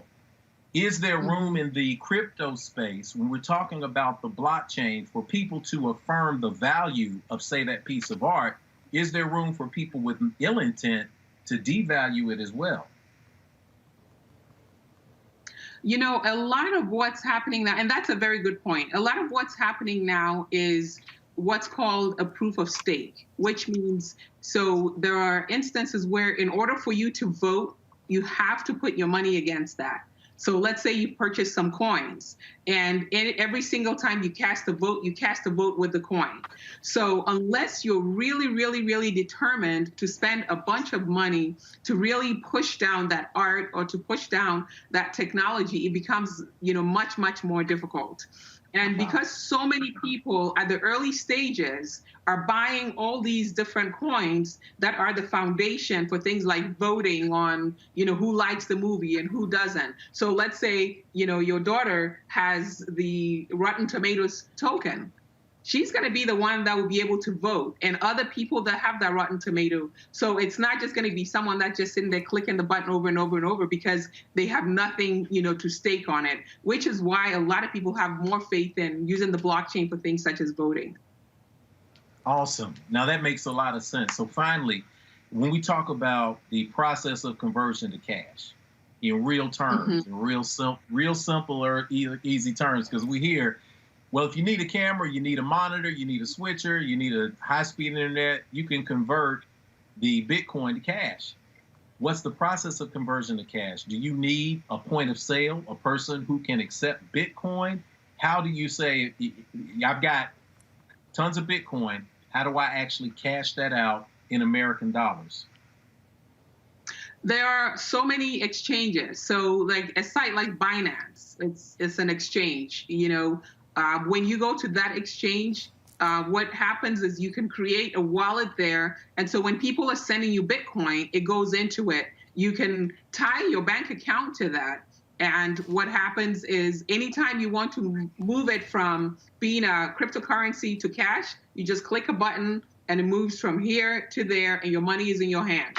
It's that simple. So you just sign up for an exchange. Coinbase is another one.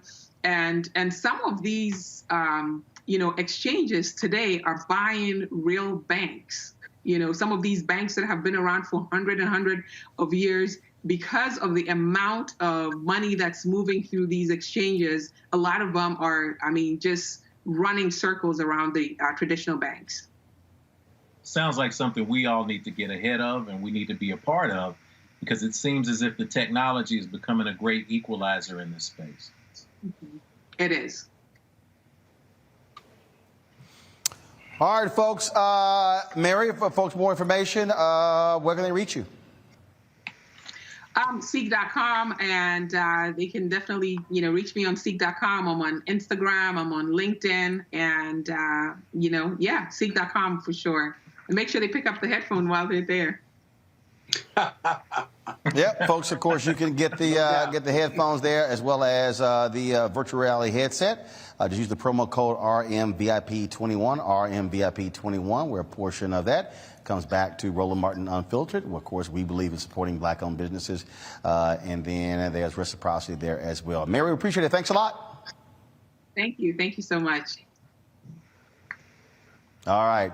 Folks, one of the reasons why this conversation is important is because I think we have to expand the knowledge base and horizons of our people. We can't just talk every single day about cops who kill black folks, talk about voting rights, things along those lines, because African Americans, we are a well-rounded people. We do many things. We're in business and technology and environment and on all those different things. And so that's one of the reasons why we have our Tech Talk segment. That's why we have our Marketplace segment, which airs on Tuesday, Education Matters, which airs on Fridays, our Fit, Live, Win segment, which airs on Monday as well. All of those things are important because they truly represent African Americans, who we are as a people. And so that's why we want you to support what we do.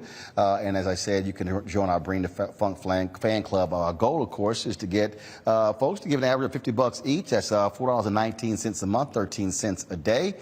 You can support us in a variety of ways. Of course, Cash App, $RM Unfiltered. PayPal is R Martin Unfiltered. Venmo is RM Unfiltered. Zelle is Roland at RolandSMartin.com. Roland at RolandMartinUnfiltered.com. If you go to the app, download the app, Black Star Network, you can actually also join the fan club right there on the app as well. And so we launched the app on Saturday, the 3rd anniversary of this show. And so we certainly want to thank all of you. I get the alerts every time one of y'all download the app. And so trust me, it's been going off a lot during the show.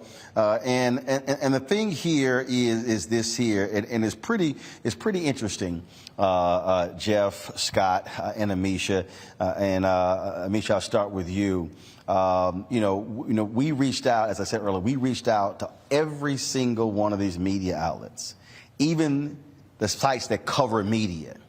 And it's amazing how they won't do anything on any of the things that we've done, the success that we've had in our first 3 years, launch a Black Star Network, and I had people hit me up and like, oh my God, it has to be frustrating. I'm like, no, that's just the reality of being black. And so this is why, as we talked about with the black newspapers, what they're doing, this is why we as African Americans have to have far more respect for our own platforms that are trying to inform us and enlighten us than what we're doing, because we cannot count on somebody else being there for us. We got to be able to do it for ourselves. And that's why having these type of segments, because guess what? Other people may not have Mary Spiel on talking about CEEK.com. But this is a black-owned virtual reality company. And so I keep telling people, it's sort of like black restaurants. Guess what? Black folks can do more than soul food and fried chicken. Exactly. No, absolutely. And I think that, Roland, because you have been such an archetype and so smart and strategic, specifically when it comes to the advancements of social media and getting in that space on the ground running, when it came to developing your own, making sure that you understood how the algorithms work, being able to pull from such diverse audiences, but also to get those individuals who look like us, who are in our community, who are doing great things on multiple fronts, from entrepreneurship to technology to the sciences to education, you name it, you've been there and you featured those individuals.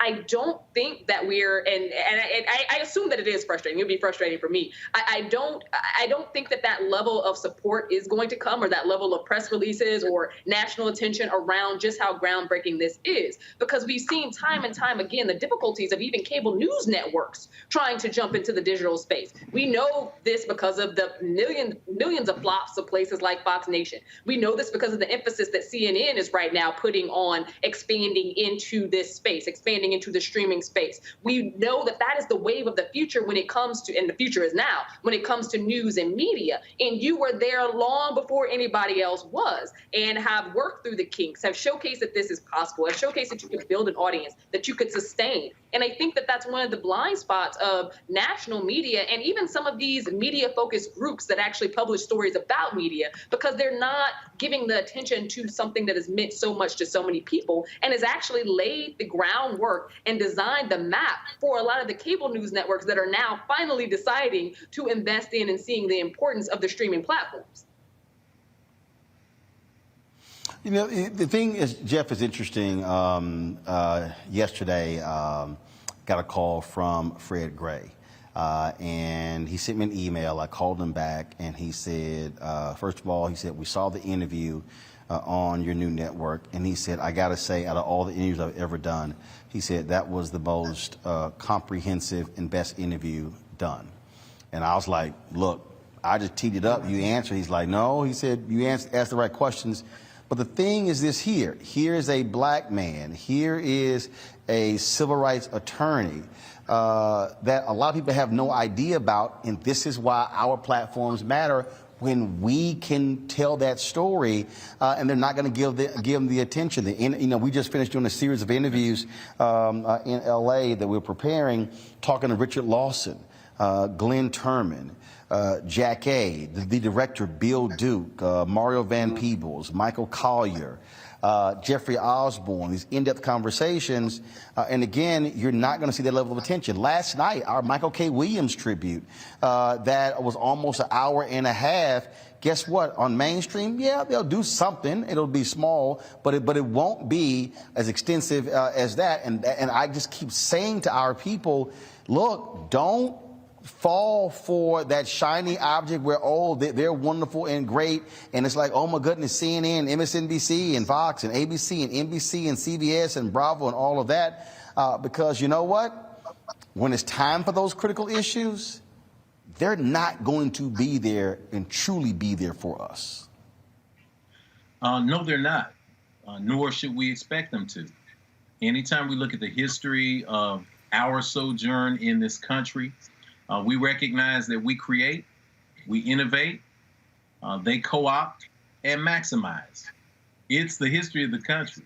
That's just the way it goes. And, you know, when we talk about expectations, there's an old saying that in life, you get what you inspect and not what you expect. So you are, in essence, this program is in proof and in theory, a voice crying in the wilderness. Robert Frost. Two paths diverged in the woods, and I took the one less traveled by, and that has made the entire difference. When we put ourselves in proximity to whiteness, mainstream media, individuals who've never had our best interests at heart, but would use us for labor, intellectual labor, moral labor, creative labor, to maximize their profits. One of the scriptures that I turn to is the gospel according to Ice Cube in Death Certificate. Quote, here's what they think about you, end quote. When we have those awakening moments, it hurts because the expectation is that we would have been folded into the society in a little bit better way. But when we inspect the way things work, we can find ways to innovate and to create, especially now. When you create a new path, it's going to be lonely. So I'm saying this to you as much as I'm saying it to Scott, as much as I'm saying it to Amisha, as much as I'm saying it to the founders of CEEK.com and Black World. This is our unique time right now. Yes, we will feel by ourselves. Yes, we will be looked at as if we are strange. Yes, we may be hated like Dr. King was hated when he was walking the earth. Yes, we may be hated and ignored like Malcolm X, like Harriet Tubman. Really, when people are innovating, the number one way you know you're doing something important is that people think you're crazy and they don't want to get on your bandwagon. When you turn the tide, however, everyone else will follow. So the work that is being done right now by the innovators in this world is creating the shoulders that the next generation is going to appreciate. We don't see it in the short term, but as Ayufabaro Anelli reminds us, when you plant one seed, you can plant 30 seeds. If only one of them sprouts, the fruit that comes from that plant is immeasurable. So you got to plant anyway. So I will end my comments with a great pitch for you, because I know the value of reminding people. This thing does not work until we put our money where our mouths are. So when we subscribe to this new platform, when we inform people through Black Star and we turn our eyes here and keep them here, we will reach the space where we have the capacity to find, discover the next generation, to empower them, and to create generational wealth, not just in finance, but in culture, in history, and in independence. And this is the work. And the thing here, Scott, that I keep saying, guess what? All of these streaming platforms, they want those black eyeballs.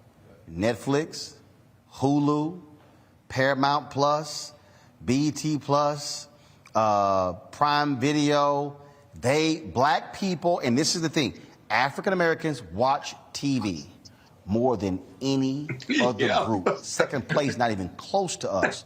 So all of these companies are making billions of dollars because of our eyeballs. What I'm saying to black people, take your eyeballs and support black content. Support Quayle TV. If you have a streaming service like Netflix or Hulu, be a subscriber to Quayle TV, where they have documentaries and shows and things along those lines.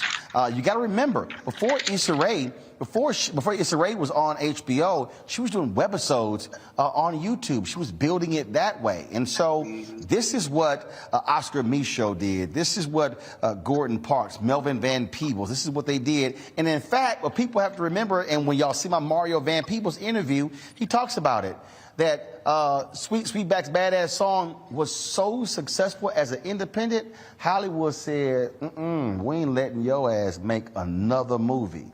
That's what I think what we have to understand. And so all of these media writers out here, there's a reason why they're not writing stories on the launch of Black Star Network, because they say, no, we trying to lock y'all out because we don't really want to see independent black-owned media grow and thrive, which is why our customer base in the 21st century, and I literally told the students at FIST this, if it wasn't for black people, the Chicago Defender would not have been the newspaper that it was. It was black folks who subscribed, who read it. The same thing with the Pittsburgh Courier. But you can't have black folks today demand that black-owned media be large, be credible, have capacity if we don't consume it, Scott. Yeah, and it's brainwashing. They also brainwash our people, too, to thinking that, their ice is colder. So if it's not CNN or MSNBC, I can't watch Roland Martin Unfiltered. But again, as I said, Black people have got to support each other. That $3 billion could go to you and every other Black media company and Black newspapers and empower them. And by the way, Van Peebles made that movie because they wouldn't give him the money to make the movie, so he did it on his own. That's right. Spike Lee made his own movies early on a video camera, basically. He didn't have a budget to make the first one. She's Gotta Have It. I mean, listen, entrepreneurship has always been a freedom fighter and a path to freedom for people who Hollywood and the majority organizations and companies simply would not hire or invest in. That's okay. That's okay. We got a platform now to do it ourselves, and if you're committed and you can raise some capital for it or figure it out, I mean, I think it's ingenious that you got a fan club that helps support and underwrite Roland Martin Unfiltered. How many people would have thought of that, if you will, on top of getting your sponsors? You got to be creative if you're an entrepreneur, but we need Black people to support Black entrepreneurs, to buy Black, to choose Black, to be Black. And until we get that $3 billion focused on Black people in everything they do in their life, we're going to always be competing for those eyeballs because the majority media companies are going to have more money, more time, more access, more technology to try to get those eyeballs on their content or their Black content versus our own entrepreneurship content. And so, the struggle continues. Well, it continues. The bottom line is we're going to put the work in. So again, folks, if you've not downloaded the app, download Black Start Network right now. Again, we're building this up. Our goal, we want to have, obviously, we want to hit 1 million, 2 million downloads, build that even larger. And that's really what the game is. The question that we're going to get asked from advertisers and others, how many downloads, how many viewers? And so that's why you should get it. Yeah, you can get, of course, download the app right to your Apple phone, Android phone, or on your Apple TV, Android TV, Amazon Fire Stick, Roku, Samsung, as well as Xbox. Real simple. I've already done it on all of my Samsung TVs, done it on Roku, done it on Apple TV as well, done it on both of my iPhones, and so it's not hard at all. Also, we purposely made this free. We're not charging you a subscription for the app because we wanted to ensure that you had access to the content. And so we got the Fred Gray interview up right now. When we finish our 10-part series on the year of return to Ghana, that's going to be only on the app as well. And then, of course, look for some announcements coming forth in the very near future. Dr. Carr, Jeff Carr, we appreciate you being on the show. Amisha, Scott, thank you as well. Folks, I want to thank the folks here at Fisk University as well. The last couple of days, beginning, of course, today with the first lecture as a scholar in residence, the Reeves Mitchell, what do y'all call it? The distinguished, it's like this long title. They would take up 2 sides of a business card. And so, but certainly glad, I want to thank the students for helping me. And y'all understand, I've been putting them through the paces. They like, damn, you mean? They like, you mean? I'm like, I ain't mean what? What y'all over here? What? I'm getting you ready. No. Do it. They trying to actually get on camera. No, y'all haven't earned that shot yet. No, see. Y'all were a little slow setting everything up. So, no, okay. You got to do this faster, then I'll put y'all on camera next time. Okay? Yeah, I thought so. See, so yeah, I made it clear I'm going to put them through the paces, and they're going to get treated just like the staff. Like, look, and they were like, man, you kind of like, you too hard. Deal with it. So that's how. That's the real world. How we roll, and so they will be helping us out, and so we'll be here again next month, and then actually the next 3 months giving a lecture, and I'll be doing some other things on campus as well, and so certainly shout out to President Newkirk, to Provost, everybody involved for helping us out. So folks, that's it. I'll be back in studio tomorrow, and we are that close, y'all, that close.